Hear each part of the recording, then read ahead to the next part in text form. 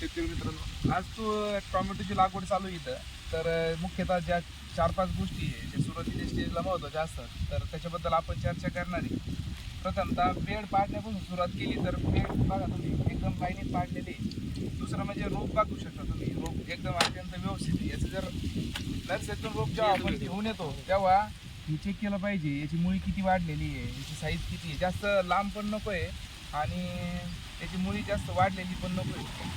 तर तुम्ही बघू शकता, तर हे असे रोप पाहिजे. दुसरं अजून की ज्यावेळेस लावताना ओलावा हा पुरेसा पाहिजे. ओलावा असल्यामुळे आपलं झाड आहे ना जळणार नाही. दुसरं म्हणजे लावण्याची पद्धत जी जास्त करून चुकते. तर तुम्ही बघू शकता इथं आपला ठिबकचा पॉईंट आहे, तर त्याच्या अलीकडे 4 बोटं साधारणतः इथं लावलं पाहिजे. लावताची साधी प्रोसेस आहे की असं केलं पाहिजे आणि इथं हे लावलं पाहिजे.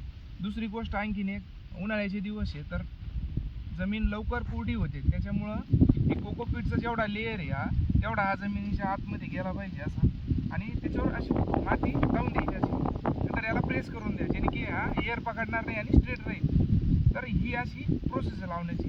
ही जर फॉलो केली तर आपले रोपे जाळणार नाही. आणि याच्यानंतर तुम्ही पाणी याला 2 दिवसांनी पुन्हा द्या असं. धन्यवाद.